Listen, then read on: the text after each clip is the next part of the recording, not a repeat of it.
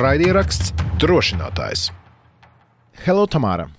Hi, Dīvs. How has the full-scale invasion influenced activism in Ukraine and in particular the veganism movement? Well, I think a full-scale invasion shocked everyone, and we all were scared and no one knows what to do.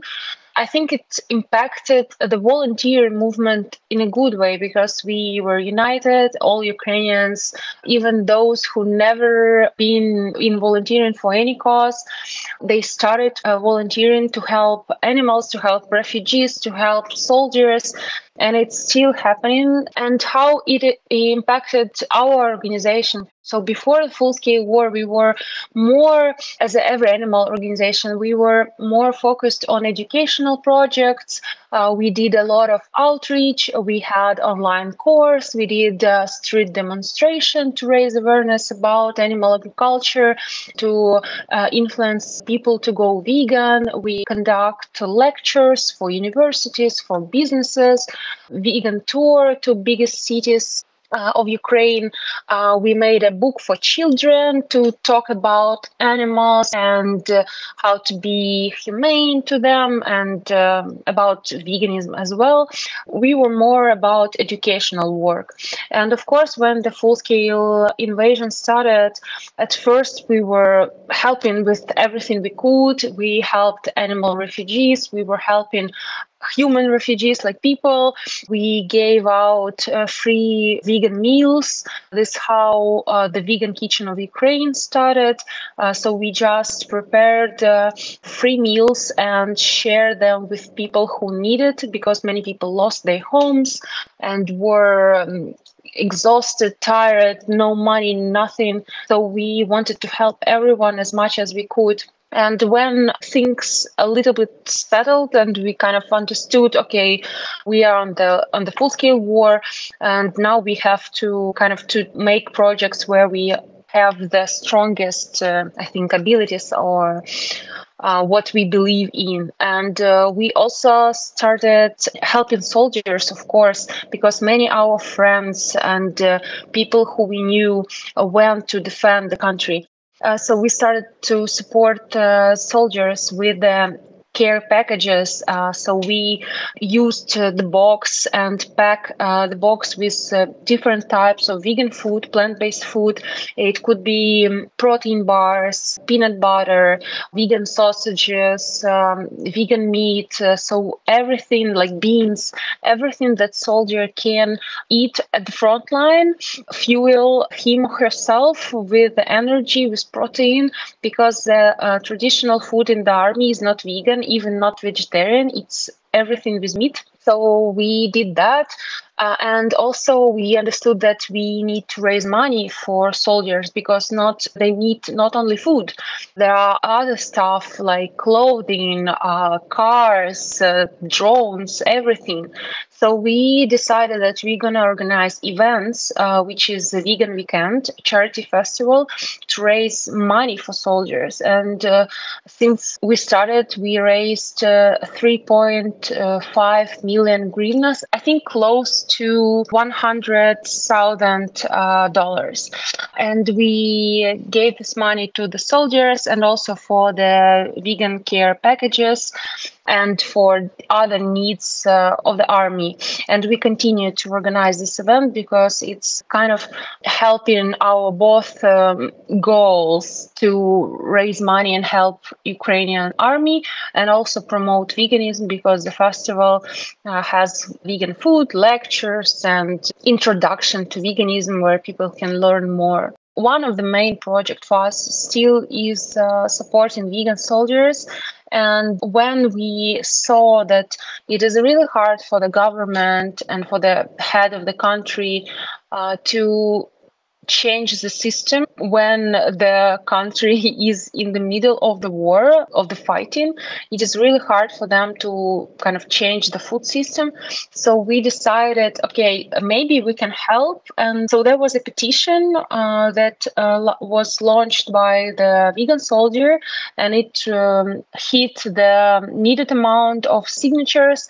And The president reviewed that petition. The petition was to implement the vegan ration in the army.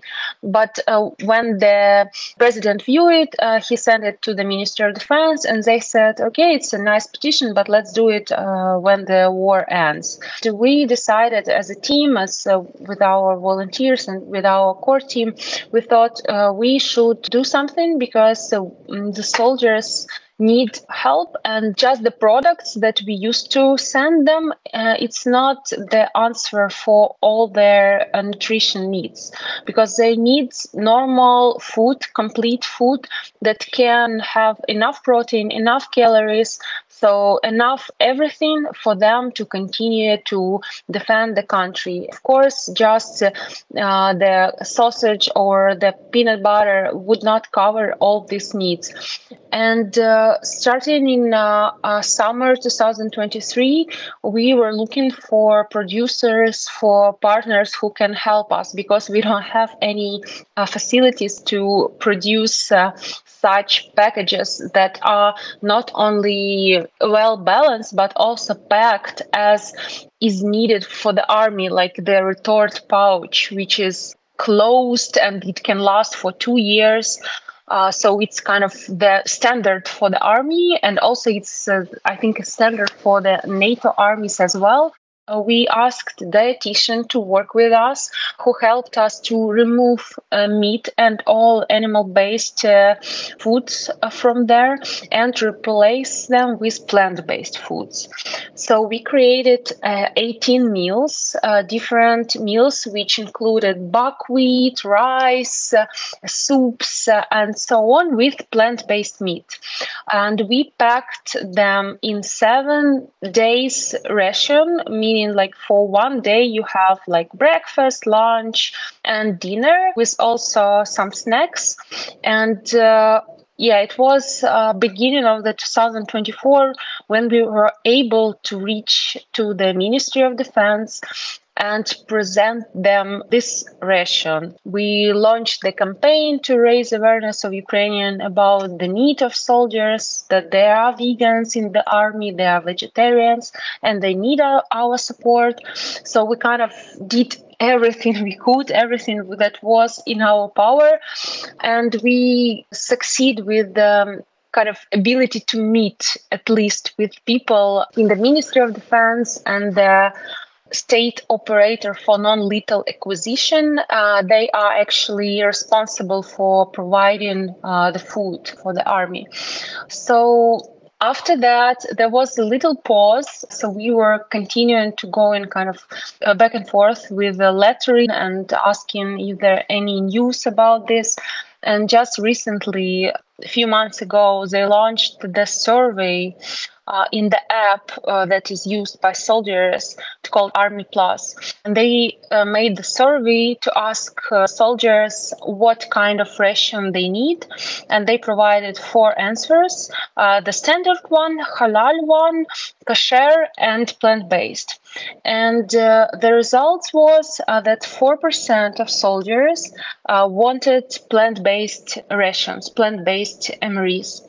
And after that, we had a meeting with the state operator for non-lethal acquisition. They invited us for the meeting where we could discuss these needs of soldiers, why it is important. And we also were able to present again our rations and all the information, all the nutrition facts about them. And after that, they made a press release. They want to work quickly. And in January 2025, they want to provide plant-based meals for soldiers. And now we are in January already. And as far as we know, there is no plant-based ration for now. So we continue to have the dialogue with the government and see how we can help. We understand that it's not the quick process and it takes time. We understand this, and we don't want, to rush everyone because we are in the middle of the war.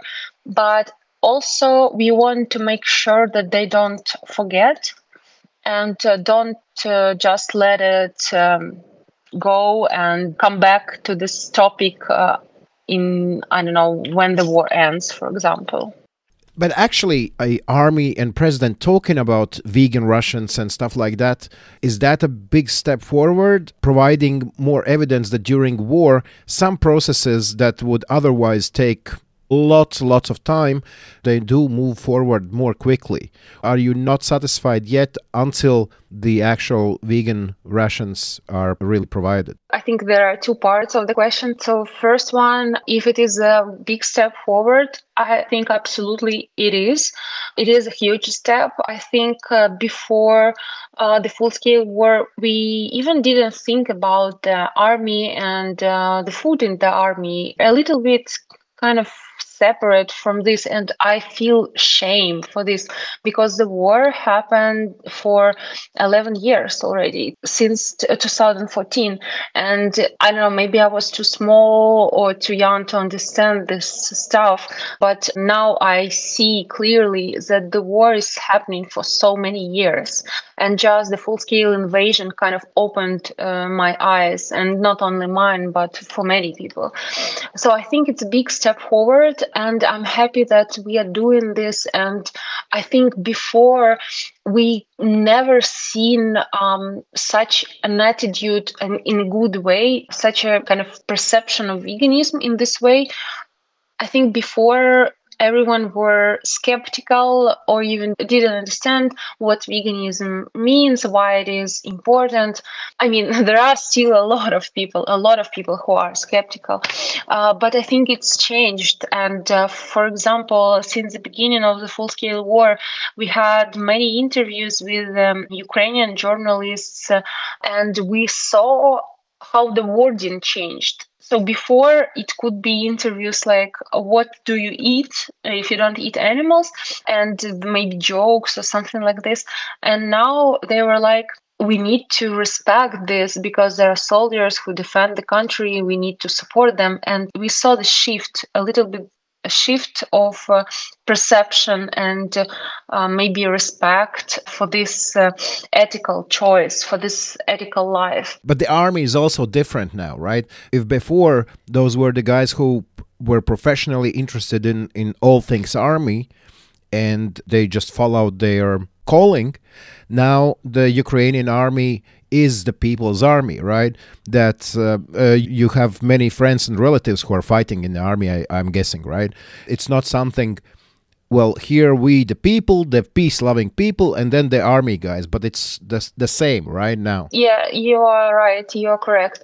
So I think, yeah, that's why before we kind of felt it's a little bit somewhere else, but now we feel it in our hearts and in our homes. I think there is no people left who wasn't impacted by war and by the loss. So I think at this time, I think everyone lost someone. So it's hard for me to believe that there are people who are not impacted. But of course, it's not as everywhere. It's not so black and white. And of course, there are some people who not so involved in the volunteering or in the fighting. But you're absolutely correct about that army changed because now the people, the civilians, went to defend the country and they become the army. They become soldiers, and now we have the friends, relatives, our colleagues who are serving in the army. And of course, it's not only the army, it's full country fighting against Russia. This is a huge step forward.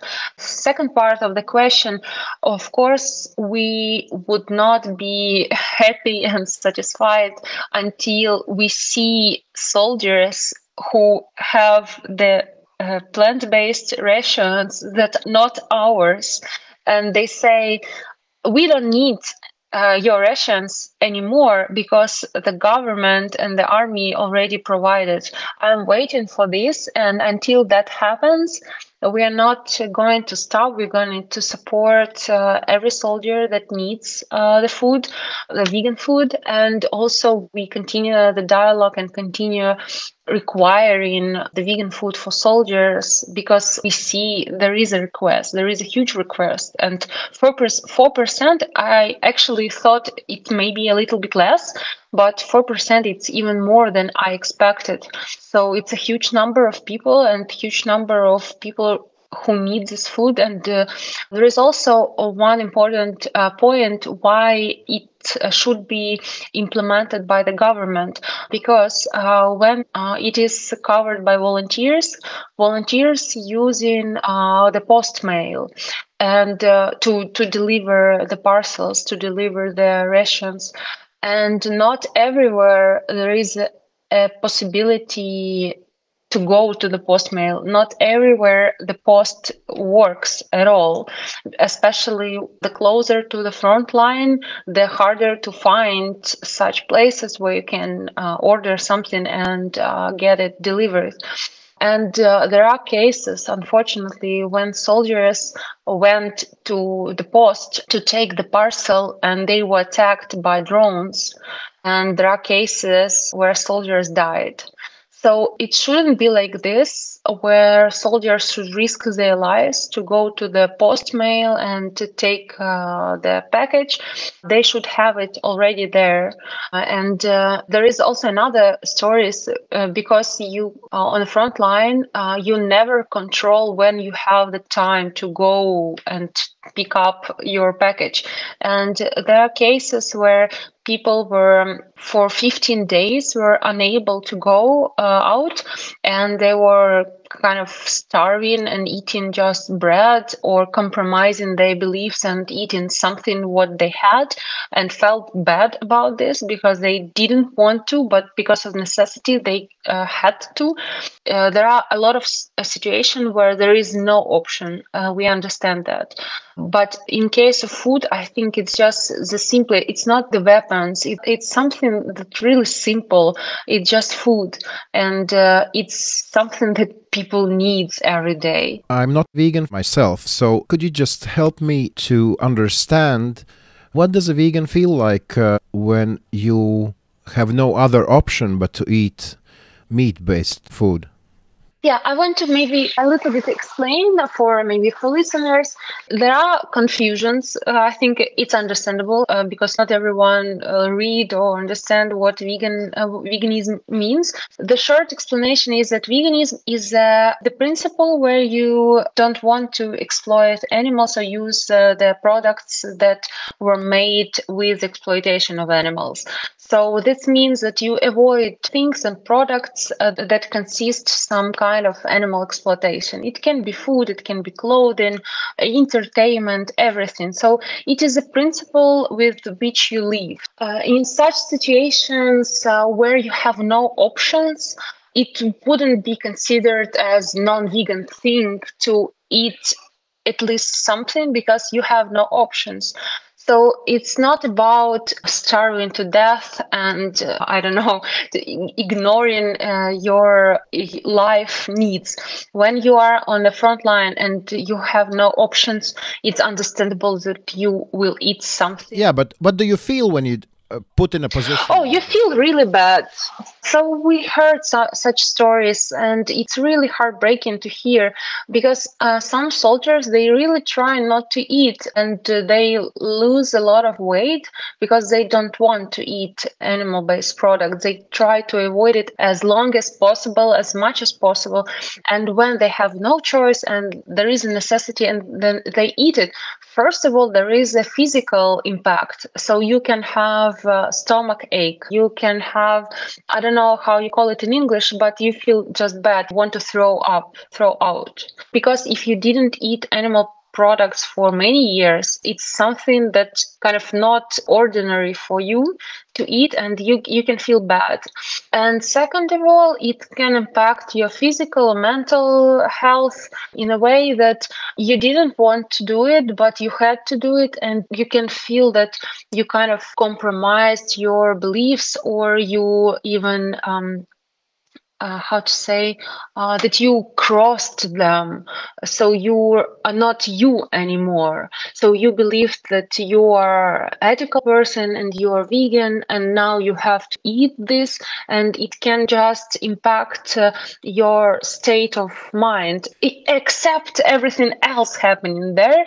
And this is really hard. And also there are another point. So I heard the story of soldiers that they shared when they have the vegan rations, they don't have to think what to eat. So they just eat. And when they don't have this vegan MREs, so they have to think about this and use the time to think about food and where to get it instead of focusing on their missions. And it was a new point for me. I never thought about this. I think it's not something they need to think about. They need to think about mission, need to think about survival, to defend and so on, and not about where to get the vegan food. So in that sense, actually, this becomes a part of a national security question. If you have an army with maybe 4% of soldiers not eating enough or spending time to find solution when they probably should put their mind on their military goals, it sort of becomes a national security issue. Is that correct? Especially in times when we hear that Ukrainian army is understaffed and they need more soldiers. I'm not the expert to say if it is the national security. For me, it seems that it is important, but I would just not risk to say it's the most important. Or not the most important, but I mean, you need your soldiers to be well fed, right? Yes. So it's necessity. Yeah, not starving. Yes, it is a necessity, and the food is necessity. And I think people, not everyone, of course, but it seems like even in the Ministry of Defense, they understand this. That's why they doing some steps. I don't know how exactly it works inside the institution, because it's, of course, a lot of, I believe, bureaucracy and there are a lot of rules how it should be done. So that's why I think it takes time, and maybe it takes more time that even they think it should take.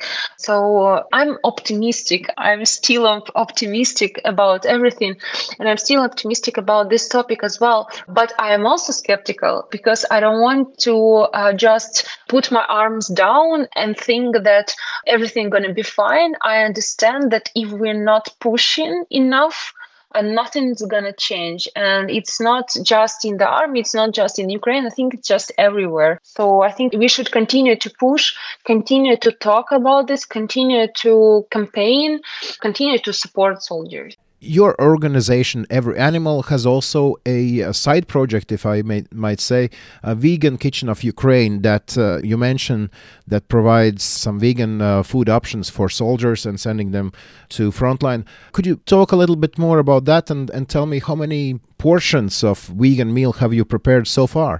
When the full-scale invasion started, we launched this project. At the beginning, it was not only for soldiers, it was also for refugees. And we prepared the hot meals for refugees. We operated in 12 cities for almost 2 years, and we provided free vegan meals for refugees and also for soldiers. So where we could, we tried to deliver hot meals. It's usually worked for the military bases, not for the front line, of course, but for the bases where soldiers were kind of lived, so we could. And hot meals, for the vegan-free hot meals, we delivered 126,000 vegan meals.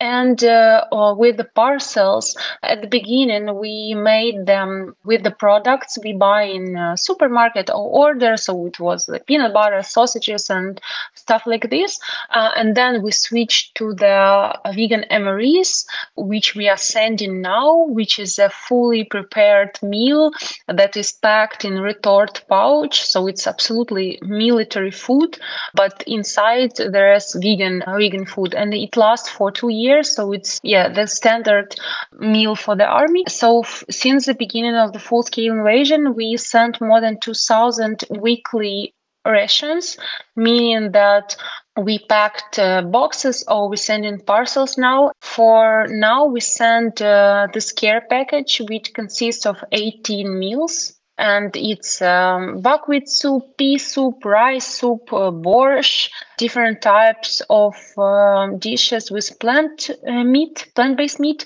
and it's ready to eat. And in our estimates, it lasts for 1 week. As I understand that there are still those who ask, why should we talk about veganism during the time of war, when the future of our nation is decided on the front line? What do you reply to those? It's a good question, and we sometimes people ask us, and I think it's very important to talk about these issues no matter where we are in the war or no, because during the war animals are also dying and they're also victims of the war, especially those who are farmed animals. There are millions of those animals who are left behind, who were killed by missiles, who were killed by drones, and or starved to death without any water or food. So these animals are dying there now even more than I think any time before. And probably you yourself and listeners maybe saw how soldiers and just civilians rescue their dogs and cats and sometimes other animals. And I think this differs us from our enemy, that we care not only about ourselves, but also about other creatures, also about animals, because they are here with us, not for us. And it is important to care for them, because this is how we show our humanity, show our kindness, and show that we are humans and not evils and not robots, not machines. We are human with hearts, and we feel compassion, we feel love to animals as well. And there's so many stories how soldiers rescued pig rescued from Donetsk region, from Bakhmut, that lives in the sanctuary near Kiev. So there are such beautiful stories where soldiers even risk their lives. Veganism is just a step forward of this compassion. So when we rescue animals, it's beautiful, it's absolutely important. But also we should understand that animals that are left behind, the farmed animals, the cows, sheep, pigs, chickens, they are there because of us, because of our daily choices, because we decide to eat them. Now they're bombed and now they're dying as well. They're scared. They feel the same as we do. They cannot speak, of course, but they feel these terrifying emotions. They don't know what happens. And there are cases where animal died because of these feelings. So I think it's super important to talk about this, because we now understand what it feels like when someone wants to kill you. And this is what animals go through every day. They feel that someone wants to kill you.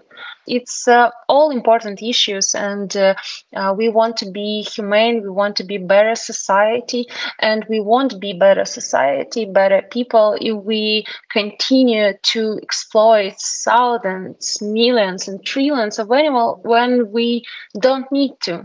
We have a lot of options, we have technologies, we have science, we have so many things to live without this cruelty. So why should we continue? The farm animals, as you mentioned, are suffering. But what can you practically do? I mean, we can speak about that, but doesn't solve anything. And as we can see, you cannot really stop Russians bombing the farms. What can be done? Or what does the talking about this issue actually give us? Yeah, I think it's an amazing question, and thank you for this. So it is a really deep problem. So I have a few thoughts here. So first of all, why it is important to talk about this, because this is a fundamental issue that we are dealing with, is how people treat animals and how people see animals as resources.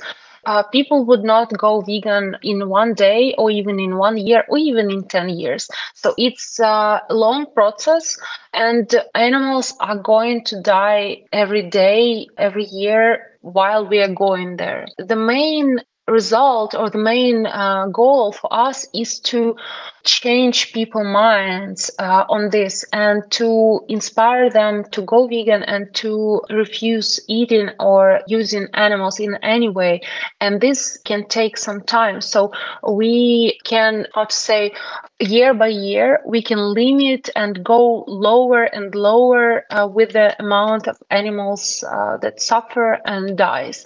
In the end of this process, we will have just a little amount of animals that can live on the sanctuaries and we can take care of them.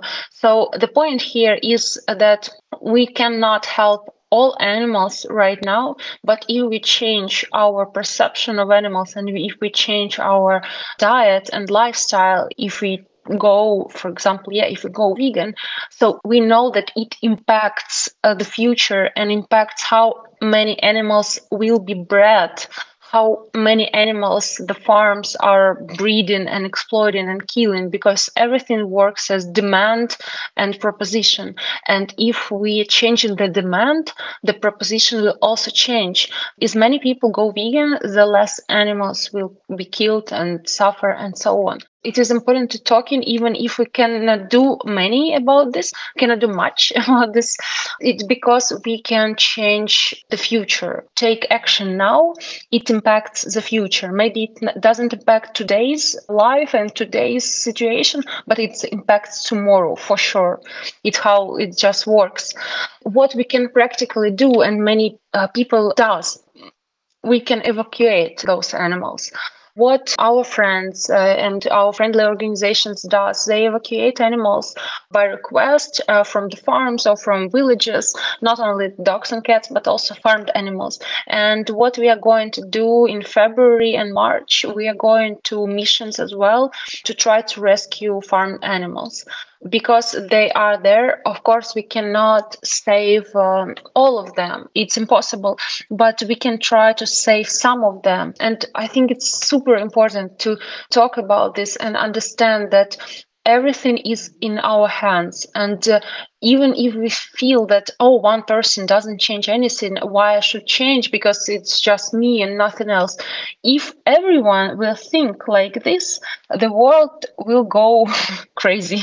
We should be accountable for our own decisions, for our own choices, and for our own life. And we should understand that even one life, even our choice, even if we change our life, it impacts it makes such a big difference, and it makes the future better. And lastly, I wanted to ask you about a blog post you posted almost 2 years ago on Every Animal webpage, in which you said that Ukrainians have become extremely intolerant of injustice, cruelty, including animals. We as a society have become more empathic as well as more radical to crimes over weaker, be it people or animals. 2 years later, you still stand by what you said then?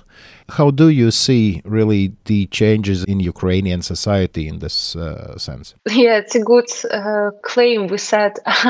Just a quick disclaimer. So since the full-scale invasion and 2 years after what we wrote that day, so I became a different person in the way that I live in the full-scale war, and I really don't have such the big amount of emotions anymore. So really kind of not robot, but I have limit emotions right now. Of course, when I see death, when I see suffering, I don't feel the same way as I felt 2 years, and of course war impacted me personally.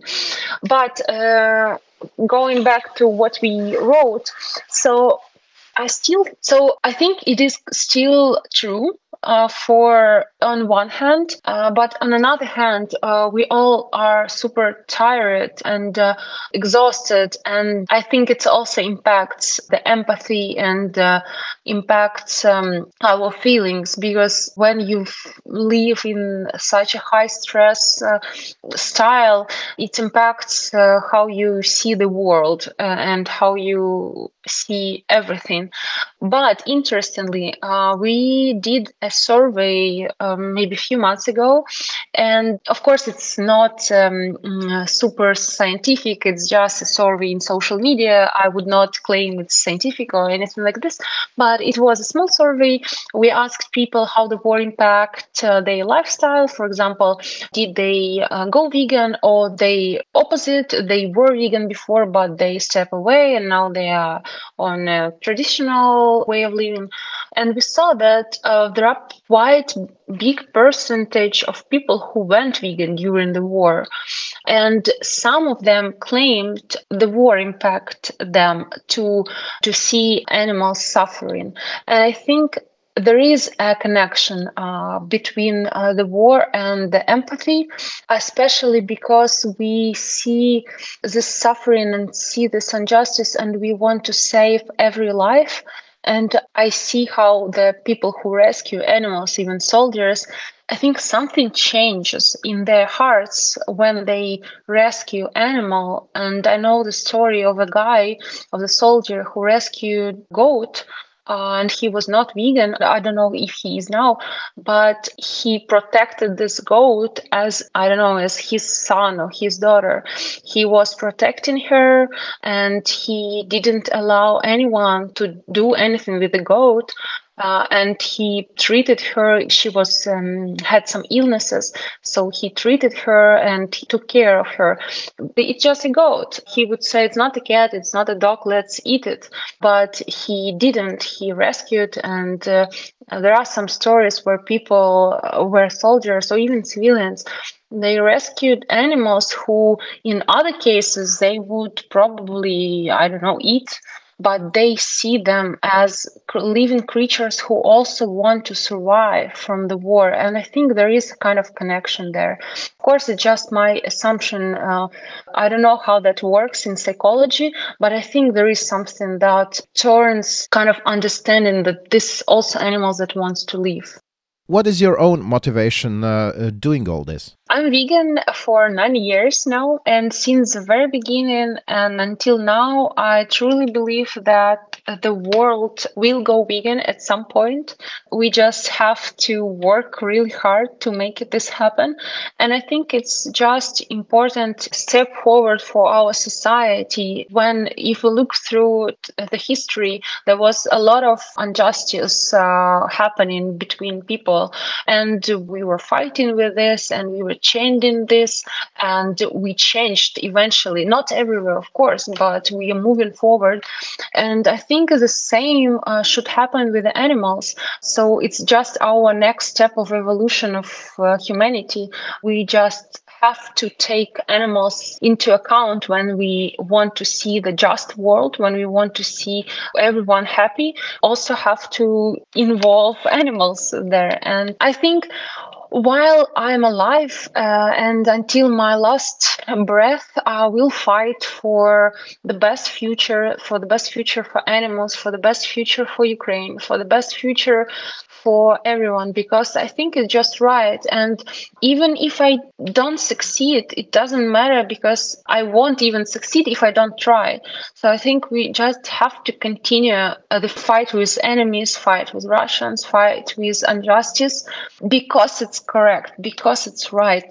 It's right thing to do. And it's really easy to say, oh, I don't care, I want to live my happy life and don't care about anything.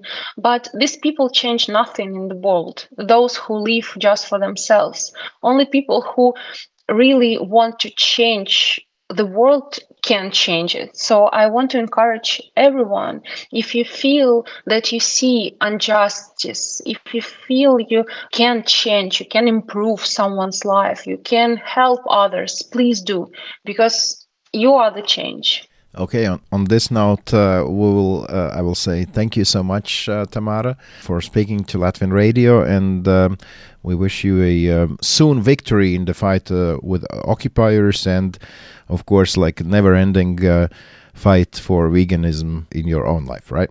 Yeah, thank you so much. Thank you for inviting me. Raidieraksts Drošinātājs. Paldies Dīvam par interviju ar Tamaru Human, kurš būtu domājis, ka tik daudz īstenībā armijā karavīri dod priekšroku vegānu saturam. Būtībā, ikdienā vai bija pirms karavīri jau bija vegāni, vai arī varbūt karavīri nebija, bet vienkārši viņu dzīvesveids bija šāds, dodoties armijā, tur jau, ja tev nav izvēles iespēja un ir jāēd varbūt tāds ēdiens, pie kā tavs organisms ikdienā nav pieredzis, tad patiešām tam var būt visai nepatīkams un diezgan nopietnas sekas, un tāpēc diezgan svētīgs darbs tiek darīts arī no Tamāras puses. Un arī aizdomājos par to, ka iepriekš armijā, neviens par ēdienu tā īpaši varbūt nedomāja. Ja mēs atceramies un runājam par to laiku, varbūt, kad daudzi mūsu interviju varoņi ir teikuši, ka Ukrainai kā tādai īsti armija īsti neeksistēja pirms 2014. gada kara, bet daudz kas ir mainījies, un mainījies ir arī šajā ziņā, par ko jūs runājāt, par to, ka tiek domāts arī par tādu lietu kā uzturu, par to, ko militāri personas patērē vai frontē, vai arī tālāk no tā. Un tā ir vēl viena pazīme Ukrainas armijas transformācijai, un arī diezgan liela atšķirība, kā pat Tamāra minēja, no arī Krievijas armijas, jo, protams, es neesmu pētījis, bet es šaubos, ka tur ir kāda īpaša attieksme pret veģetāriešiem vai vegāniem Krievijas armijā. Es gan teikšu tā, ka paskatoties Nacionālo bruņoto spēku mājaslapā, kur ir sadaļa karavīru dienas sausā uzturdeva, tur ir minēti 9 pamatēdienu varianti. Neviens no tiem neizskatās vegāns. Jā, tā kā skatīsimies, patiesībā ir tā, ka šīs te vegānās pārtikas devas izvēles patiesībā ir kaut kas tāds, kas palēnām šobrīd tiek ieviests dažādās pasaules valstu armijās. Šķiet Izraela un ASV ir pirmrindnieki šajā ziņā, un arvien vairāk un vairāk valstu armijas veids šo bet papildinājumu savā ēdienkartē. Tik tā redz, tā atšķirība ir, par ko es minēju jau iepriekš, ka ja tu esi profesionāls armijnieks un zini, kur tu gribi iet, un ja tu esi vegāns, tu domā, vai tu varēsi vai nevarēsi uzturēt to savu dzīvesveidu. Iespējams, tu esi daudz biežāk mājās, tad situācija, ka tu esi aktīvā kara zonā, kad tu tiec iesaukts armijā, tev īsti nav izvēles iespēju. Tā ir tomēr pavisam cita situācija. Bet, to jau mēs ar Tamāru runājām. Ja jums ir savs viedoklis par to, ko jūs dzirdējāt, atrakstiet mums uz Drošinātājs @Latvijas Radio LV. Ja jūs esat vegāns, cerams, jums šis bija ļoti interesanti. Ja jūs zinat kādu vegānu, tad noteikti padalieties ar saiti uz Drošinātāja šīs nedēļas epizodi, aizsūtiet radiem draugiem paziņām un lieciet tur tos īkšķīšus, zvaigznītes vai kas un kurā platformā pienākas. Tas šai reizē viss. Vai tev, Rihard, vēl kaut kas bija sakāms? Jā, man ir sakāms tas, ka mēs joprojām gaidām noteikti no jums dažādus ierosinājumus un atsauksmes, jo mūsu e-pasta kastīte joprojām nav pārbāzta, tajā vēl noteikti ir vieta, tādēļ droši rakstiet mums, un e-pasts joprojām ir nemēnīgs, Drošinātājs @latviasradio.lv, un arī uz 101. epizodes laiku gaidīsim jaunas idejas no jums un arī atsauksmes. Bet un gan sakām jums visu labu un sadzirdēšanos pavisam drīz, tik atcerieties. Drošinātājs. Tas ir skaidri un personīgi par karu Ukrainā. Raidieraksts Drošinātājs.